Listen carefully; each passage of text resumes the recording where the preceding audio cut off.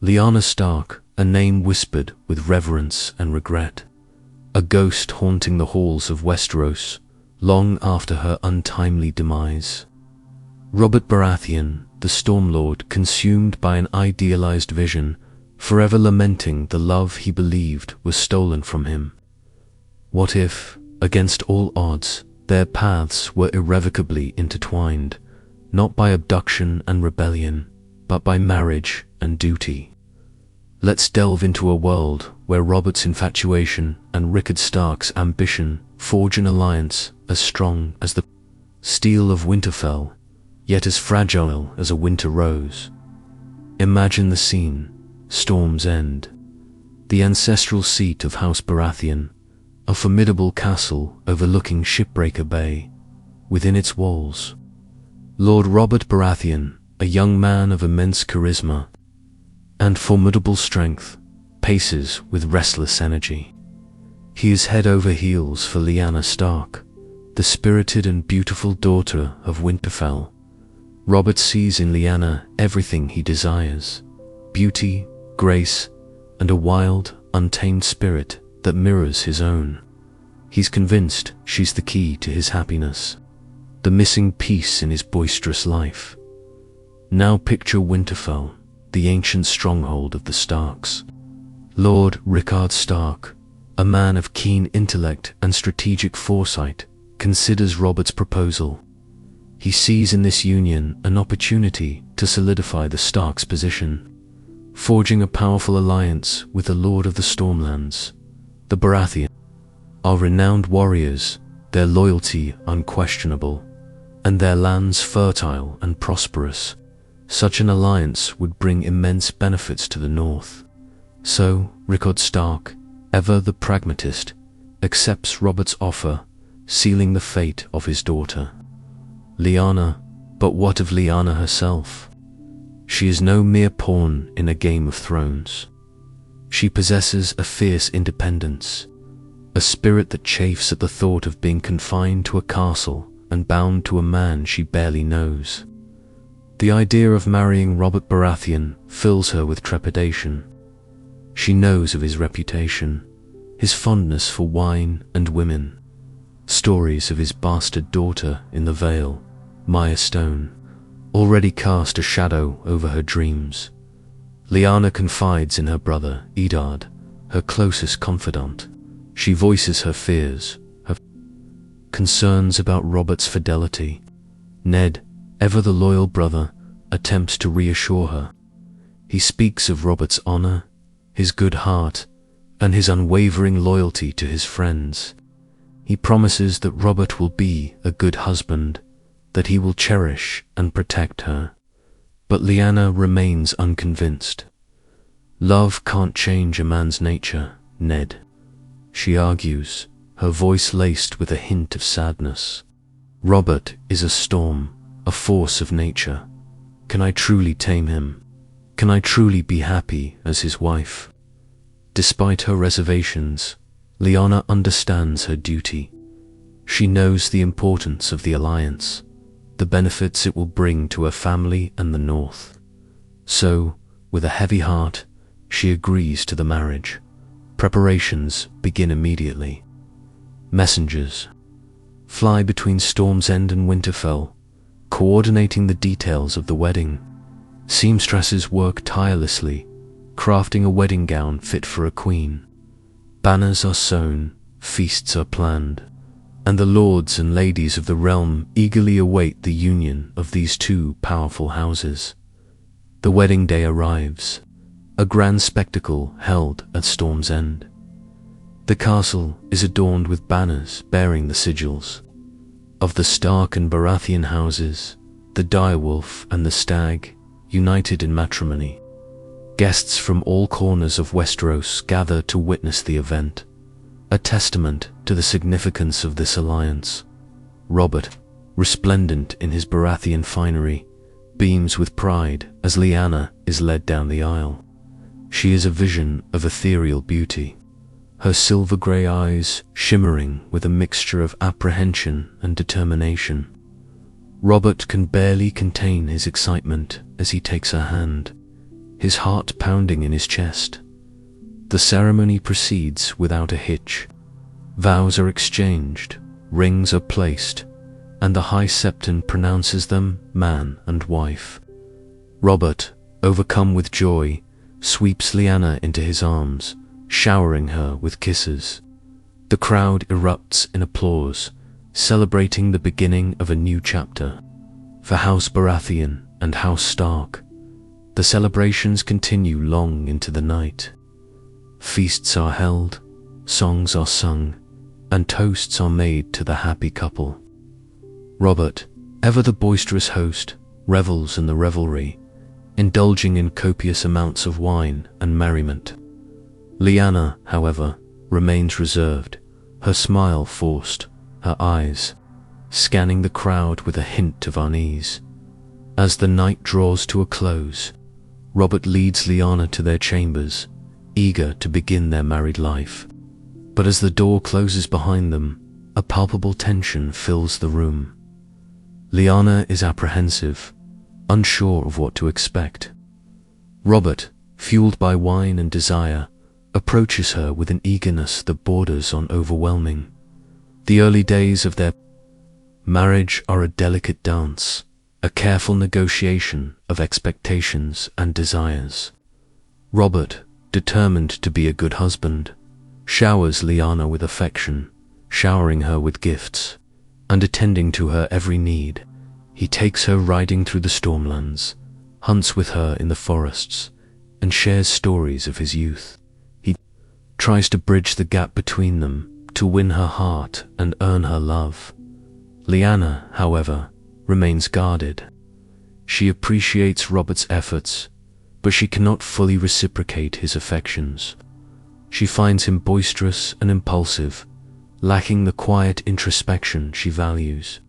She misses the familiar comforts of Winterfell, the companionship of her siblings, and the peace of the northern forests. Life at Storm's End is a stark contrast to the life she knew. The Stormlands are a land of rugged beauty, but they lack the mystical allure of the north. The people are warm and welcoming, but they lack the stoic reserve of the northerners. Lyanna feels like an outsider, a stranger in a strange land. She tries to find solace in her duties as Lady of Storm's End. She oversees the household staff, manages the castle's affairs, and attends to the needs of the local villagers. She throws herself into her work, hoping to find purpose and fulfillment in her new role. But even in her duties, she cannot escape the shadow of Robert's past. She hears whispers of his infidelities, stories of his past conquests. She sees the way other women look at him, their eyes filled with longing and admiration. The fear that she voiced to Ned on the eve of her wedding begins to gnaw at her. Despite her reservations, Lyanna recognizes Robert's genuine affection for her. She sees the effort he puts into making her happy, the sincerity in his words, and the vulnerability in his eyes. She begins to soften, to let her guard down, and to allow herself to feel something for him. Not love, perhaps, but a glimmer of hope, a sense of possibility. Months pass, and Lyanna begins to adapt to her life at Storm's End. She makes friends with some of the local ladies, learns the customs of the Stormlands, and even begins to appreciate the rugged beauty of the landscape. She and Robert grow closer, their interactions becoming less strained, their conversations more meaningful. Then comes the news that changes everything. Lyanna is pregnant. Robert is overjoyed, his face beaming with pride and excitement. He sees this child as a symbol of their union, a testament to their love, and a future heir to Storm's End. Lyanna, too, is filled with a mix of emotions. She is nervous, apprehensive about the challenges of motherhood, but she is also hopeful, excited about the prospect of bringing new life into the world. She feels a surge of protectiveness towards the child growing within her, a fierce determination to be a good mother, As Lyanna's pregnancy progresses, Robert becomes even more attentive and loving. He dotes on her, catering to her every whim and ensuring that she is comfortable and well cared for. He spends hours talking to her, sharing his dreams for their child and their future together. The birth of their son, Stefan, is a momentous occasion. Robert is at Lyanna's side throughout the arduous labor, offering words of encouragement and support.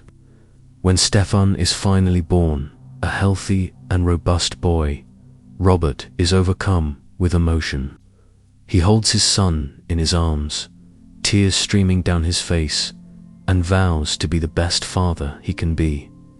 Lyanna, exhausted but radiant, gazes at her son with a love she never thought possible. She holds him close, feeling a connection to him that transcends anything she has ever experienced.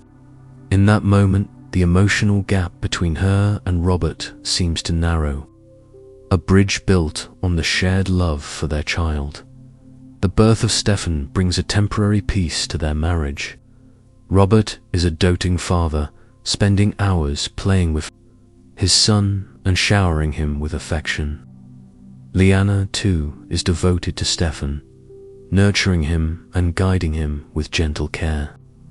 They are united in their love for their child, a family forged in the heart of the Stormlands. But even as they bask in the joy of parenthood, the fundamental issues in their relationship remain unresolved. Lyanna still does not fully love Robert, and Robert still struggles with his own inner demons. The peace is fragile, a temporary respite from the storm that threatens to engulf them. The future remains uncertain, the path ahead shrouded in doubt and apprehension. The alliance between Stark and Baratheon has produced an heir, but can it produce true happiness? Only time will tell. Okay, here's that section of the script. Duty and discontent, navigating the marriage, written in the style of the reference. Script. It aims to seamlessly continue the narrative and maintain a consistent tone and pace. The honeymoon period, if you could even call it that, was polite. Robert, ever the boisterous and affectionate sort, showered Lyanna with gifts, threw feasts in her honor, and constantly sought her company. He truly tried, he really did. He wanted to be the husband she deserved, the one who would erase any doubts she had about their union. He envisioned grand hunts with her riding alongside him, lively evenings filled with laughter and shared stories, a partnership built on mutual respect and, dare he hope, blossoming love. But Lyanna remained a puzzle. She was gracious, yes, and outwardly appreciative of his efforts. She learned the customs of Storm's End, oversaw the household with quiet efficiency, and even, on occasion, indulged him in a hunt. Though her heart clearly wasn't in it. She would ride beside him, a serene expression on her face, but her eyes, those grey eyes that had captivated him from the moment he saw her, held a distant, almost melancholy quality. It was as if a wall had been erected between them, a wall built of unspoken reservations and a deep-seated reluctance to fully commit to this life, to him. Robert, accustomed to easy camaraderie and open affection, found himself increasingly frustrated. He couldn't quite put his finger on what was wrong. Was it him? Was he not good enough? Not exciting enough? Not himself enough? He tried to be what he thought she wanted, a strong, dependable lord, a loving husband, a provider. He curbed his drinking, avoided the brothels, and made a conscious effort to engage her in meaningful conversation. But the more he tried, the more she seemed to withdraw. She'd listen attentively, offer thoughtful responses, but there was always a sense of restraint. She never truly opened up, never revealed the innermost workings of her heart and mind. She was like a beautiful, wildflower transplanted to a manicured garden. She maintained her beauty, her inherent grace, but she seemed to yearn for the open fields, the untamed wilderness of her native north. Their nights were functional. Robert, driven by his desire for an heir and, if he were honest, a longing for intimacy with the woman he loved, initiated physical contact. Lyanna never refused him, but she never truly embraced him either. She lay beneath him, passive and accepting, fulfilling her wifely duty without any discernible pleasure. Robert, used to enthusiastic partners, found this increasingly disheartening. He couldn't help but wonder if she found him repulsive, if the rumors of his past exploits had poisoned her perception of him.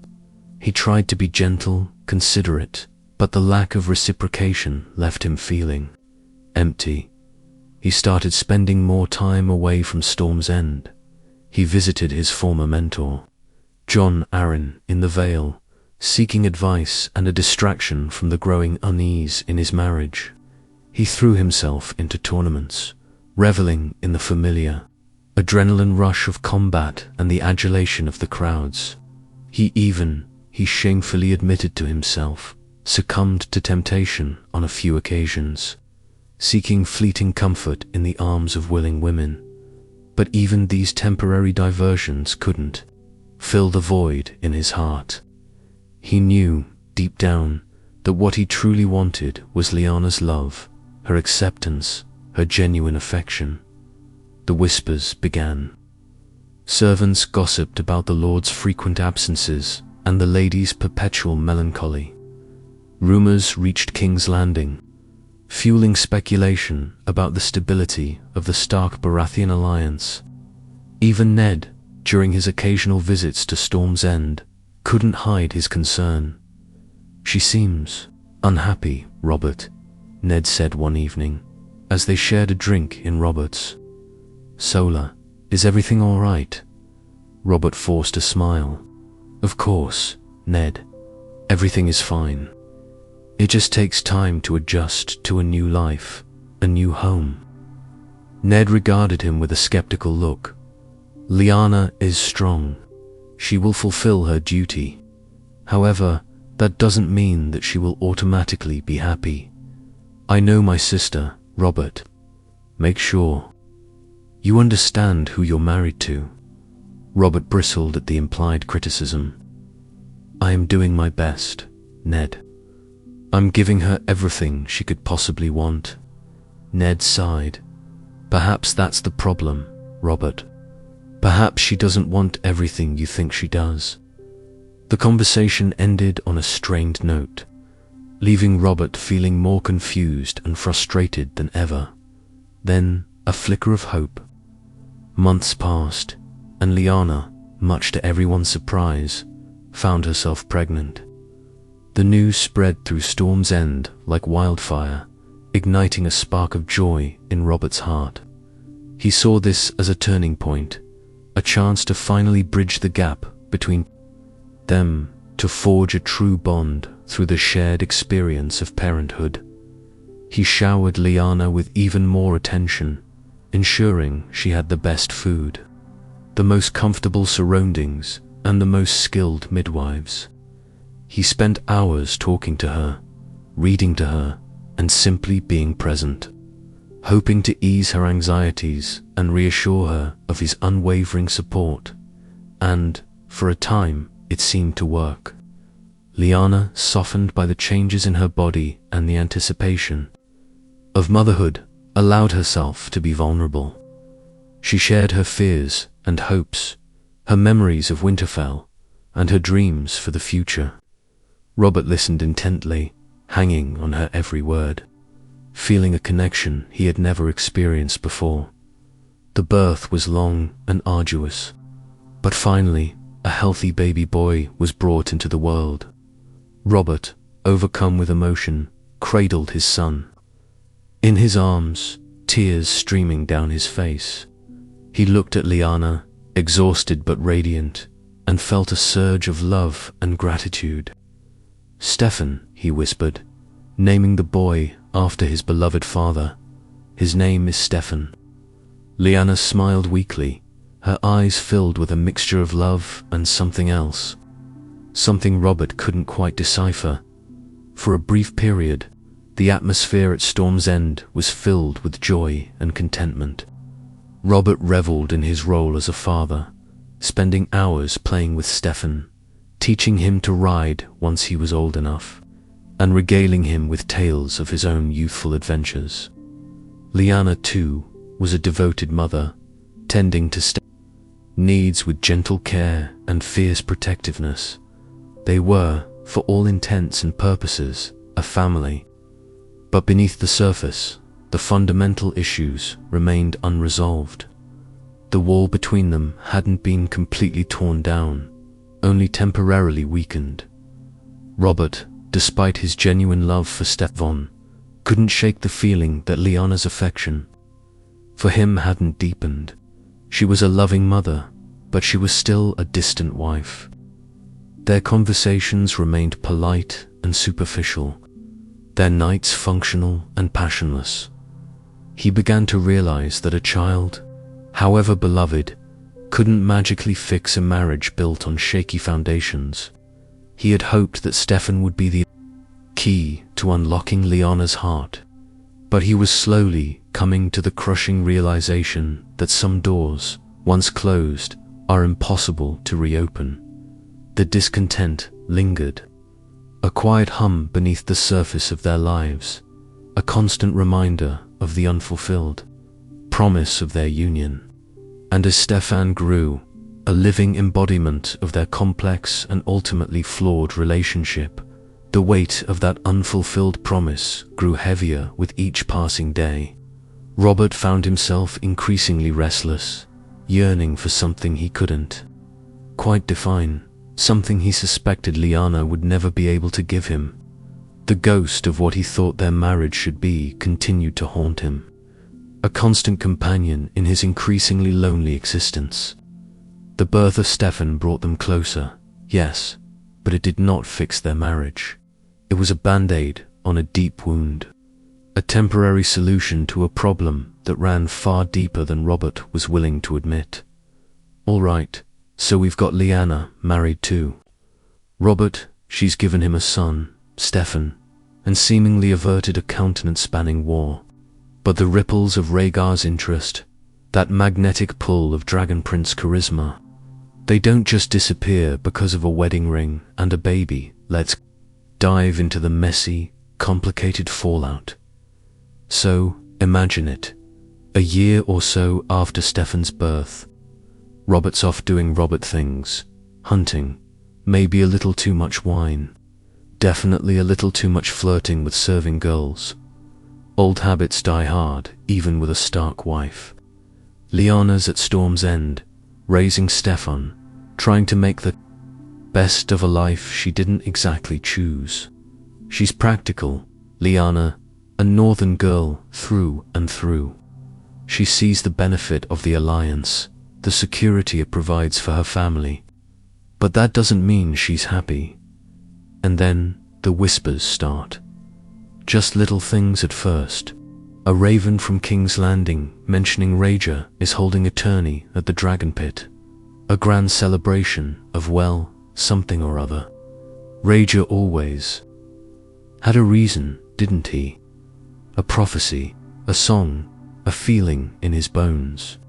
And then a messenger arrives, not with an official invitation, but a personal one, delivered by a knight with eyes that dart nervously around the courtyard. It's an invitation for Lyanna to attend the tourney, with the implication, barely veiled, that Rhaegar himself would very much like to see her there. Now, Lyanna's no fool. She knows what this is. This isn't just a friendly invitation from a prince to the wife of a lord. This is Rhaegar throwing down the gauntlet, testing the waters, seeing if the flame still burns, and, let's be honest, it does. A part of Lyanna, a small, rebellious part, still feels the pull. She remembers the music, the melancholy in his eyes, the feeling that he saw her, truly saw her, in a way Robert never could. Robert sees a beautiful woman, a prize to be won. Raja saw something more, or at least, that's how she remembers it. This is where things get tricky.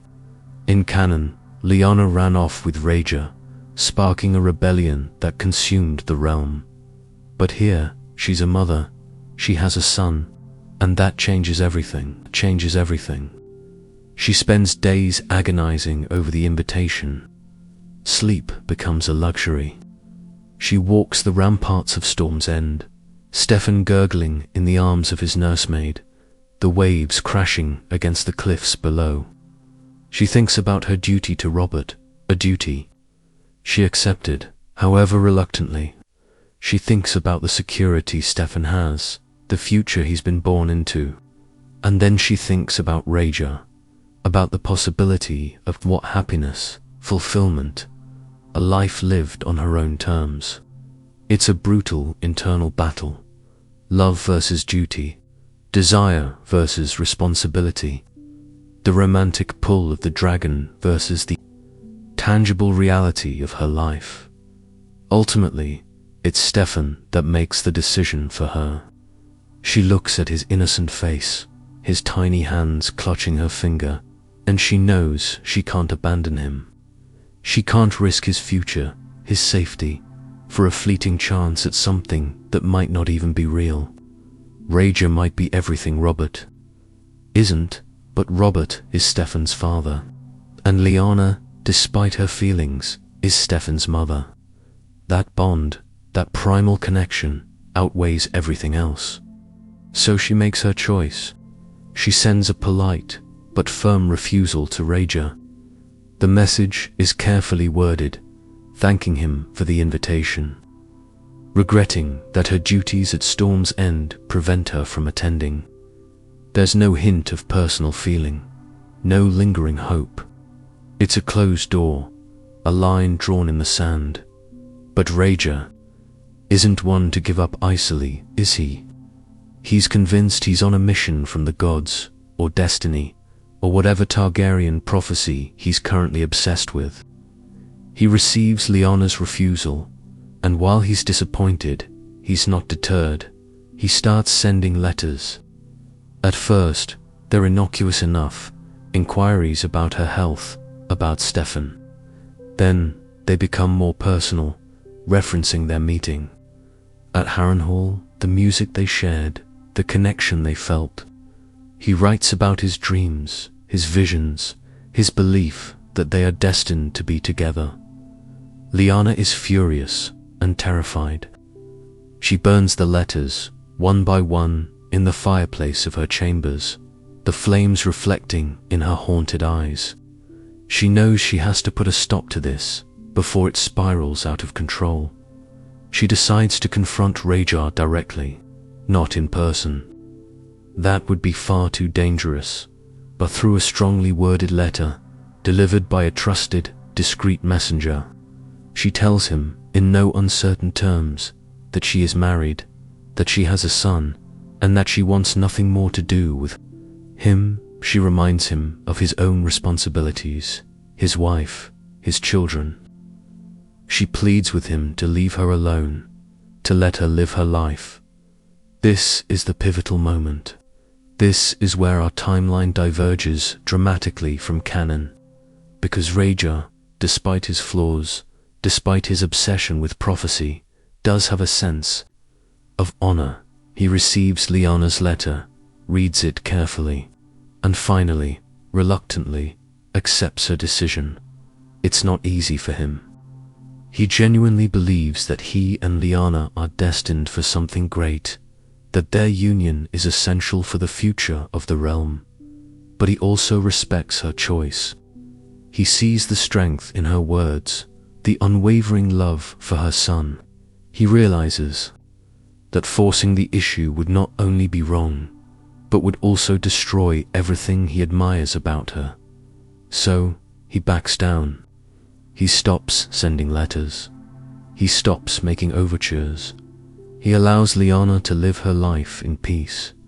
Now, this doesn't mean Rhaegar completely forgets about Lyanna. She remains in his thoughts, a lingering what-if, a road not taken. But he channels his energy elsewhere. He focuses on his duties as a prince, on his relationship with his wife, Ilya, and his children, Rhaenys and Aegon. And here's where the avoidance of the rebellion truly takes root. And Rhaegar's character is put into a whole new light. Instead of spiraling into obsession and kidnapping, Rhaegar takes Lyanna's rejection as a wake-up call. He realizes that his pursuit of prophecy has blinded him to the reality of his own life, to the needs of his family, to the stability of the realm. He starts to question his father's increasingly erratic behavior, his paranoia, his cruelty. He sees the growing discontent among the lords of Westeros, the simmering resentment towards the Targaryen dynasty. Lyanna's refusal, in a strange way, makes Rhaegar a better man. It forces him to confront his own flaws, to re-evaluate his priorities. He realizes that saving the world doesn't necessarily mean fulfilling some ancient prophecy. It might mean simply being a good ruler, a just leader, a responsible father and husband. So, instead of igniting a rebellion, Rhaegar starts to plot a different kind of rebellion. A quiet one, a strategic one. He begins to gather allies, influential lords who share his concerns about Aerys's madness and the future of the realm. He consults with his advisors, carefully crafting a plan to, shall we say, relieve his father of his duties. It's not a violent coup, not like the rebellion that tore Westeros apart in canon. It's more of a hostile takeover, a bloodless transition of power. Rhaegar, with the support of the kings, most of whom are loyal to him, not Aerys, quietly removes his father from the Red Keep and places him under house arrest. He then announces to the realm that Aerys, due to his declining mental state, has abdicated the throne in favor of his son. There's some grumbling, of course. Some lords are loyal to Aerys, others are suspicious of Rhaegar's motives, but most are simply relieved that the Mad King is finally gone. They're willing to give Rhaegar a chance, to see if he can bring stability and prosperity back to the realm.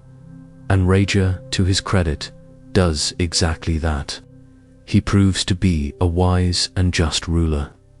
He listens to his advisors, he respects the traditions of the realm, and he works tirelessly to earn the trust of his subjects. So, back at Storm's End, Lyanna watches all of this unfold from afar.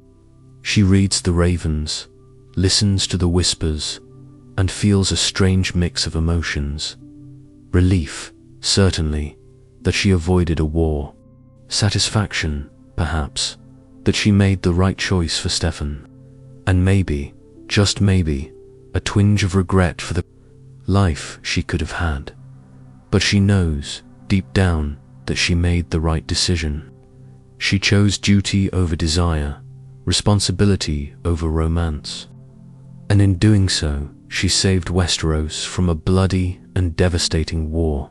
Of course, this doesn't mean that Lyanna and Robert suddenly live happily ever after. Their marriage is still far from perfect.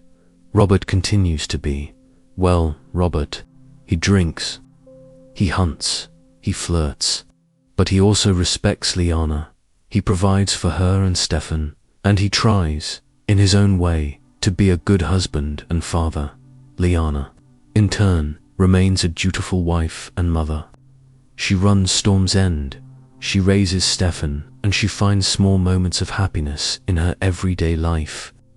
But there's always a part of her that remains distant, a part that remembers the music, the melancholy, the feeling that she could have been something more. And Rhaegar, he reigns as king, a respected and admired ruler.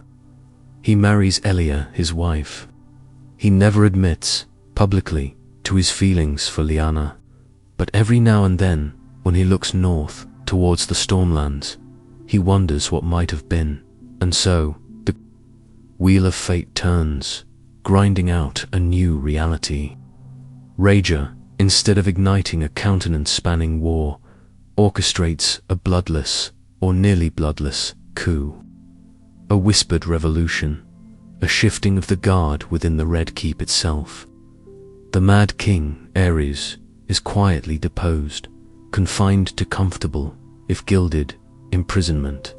Rager, the silver-haired prince, ascends the Iron Throne, not as a usurper, drenched in blood and rebellion, but as a savior, a beacon of reason replacing madness. Imagine the ripple effects. Tywin Lannister, his ambitions thwarted, his daughter spared the shame of being cast aside, remains Hand of the King, at least. For a time, his influence, though, is tempered, curtailed by a king who values wisdom and foresight over brute power and ruthless efficiency. Ilya Martell, spared the horrors of the sack of King's Landing, lives, her children safe, the Dornish alliance, secure and unwavering. The Targaryen dynasty, weakened but not broken, endures. Arthur Dayne, Gerold Hightower, and the rest of the King's Guard remain paragons of knightly virtue, their reputations untarnished, their loyalty unburdened by the moral stain of defending a madman. Jaime Lannister, still young, still idealistic, never earns the moniker of Kingslayer. His path diverges, perhaps leading him to greater glory, perhaps to a more subtle, yet ultimately more profound contribution to the realm. Brandon Stark, never riding south in a rage, never imprisoned and strangled by the Mad King, inherits Winterfell upon the natural passing of his father Rick. He marries Catelyn Tully, solidifying the Stark-Tully alliance without the shadow of Ned's honor and Lyanna's ghost looming over them. Ned, no longer forced into a marriage of duty, remains the quiet, steadfast second son, his future uncertain. Yet free from the crushing weight of responsibility and grief, Daenerys Targaryen, the Dragon Queen, is never born. The rebellion, the catalyst for her parents' flight to Dragonstone, and the desperate circumstances of her conception, never occurs.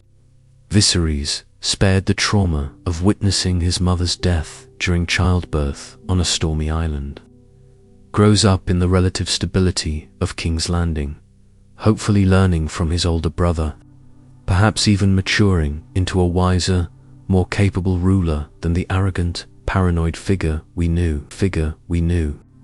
A time of peace settles over Westeros. Trade flourishes, the arts prosper, and the realm, under Rhaegar's guidance, begins to heal from the wounds inflicted by his father's madness. There are whispers, of course, doubts about the legitimacy of Rhaegar's ascension, murmurs of regret for the old king. But these are quickly silenced by the undeniable prosperity and stability that the new regime brings. But what of Robert and Lyanna? They live, they breathe, they rule Storm's End dutifully, managing its lands and resources. Steffon Baratheon, their son, grows strong and healthy, the heir to the Stormlands, a living symbol of the alliance between the stag and the direwolf. Yet, behind the facade of a powerful marriage, a subtle discontent festers. Robert, despite his initial infatuation, finds himself unfulfilled. Lyanna is not the fiery, passionate woman he envisioned. She is dutiful, yes, a good mother to Steffon, a capable lady of Storm's End, but the spark, the connection he craved, is simply not there. He tries, in the early years, to bridge the gap. He takes her hunting, as he always imagined. They ride through the Stormlands, the wind whipping through her hair, her laughter echoing through the forests. But even in these moments of shared activity, there is a distance. a wall that Robert cannot penetrate. Lyanna, for her part, remains trapped in a marriage of duty. She fulfills her obligations, but her heart remains elsewhere. Perhaps it lingers in the north, among the snow-covered trees and the familiar faces of her family. Perhaps it yearns for a life unburdened by the constraints of marriage and motherhood.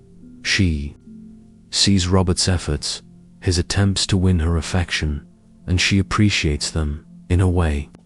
But there is no love, no deep, abiding passion. There is only a sense of obligation, a feeling of being trapped in a gilded cage as the years pass. Robert, unable to fully suppress his nature, begins to stray. A tavern wench here, a passing lady there, brief encounters that offer fleeting moments of pleasure, a temporary escape from the emptiness of his marriage. He tries to keep these affairs discreet, out of respect for Lyanna. But secrets have a way of surfacing, whispers carried on the wind. Lyanna, though not surprised, is wounded by these indiscretions. She says nothing, offering no accusations, no tearful pleas. She simply retreats further into herself, building higher walls around her heart. The distance between them widens, a chasm that no amount of duty or shared responsibility can bridge. They become, in essence, strangers living under the same roof, bound together by duty, by their son, and by the expectations of the realm. Powerful alliance, a successful marriage, at least on the surface. But beneath the veneer of prosperity, a quiet tragedy unfolds. Robert, remembering his previous betrothal to Lyanna, can't help but imagine, what if she did run away with Raja? All of this would be very different. At least if she ran away with Raja, she would have been happy. Lyanna, with her marriage and her duty, averts a war. 1,000,000 people don't die because of her choices, she tells herself. She sacrificed for the good of the realm. Raja, now king, hears of the situation with Robert and Lyanna through the grapevine. He feels a sense of responsibility for their unhappiness. He thinks back to his obsession with Lyanna. What would have happened if he pursued her and didn't give up when she said no? Would she be queen by his side right now? Would they be happily in love with beautiful children of their own, fulfilling his dream and vision of what the world should be? It is a peaceful kingdom, a prosperous realm, but it is also a kingdom built on unfulfilled dreams, on quiet compromises, on the sacrifices made in the name of duty and stability. A kingdom where the price of peace is a slow, creeping sense of emptiness, a lingering feeling that something vital, something essential, has been lost along the way. A kingdom, perhaps, not worth the price that was paid. And the sad truth is, Robert and Lyanna's story of what could have been is one that is forever just that. The what if of every dream that never will be.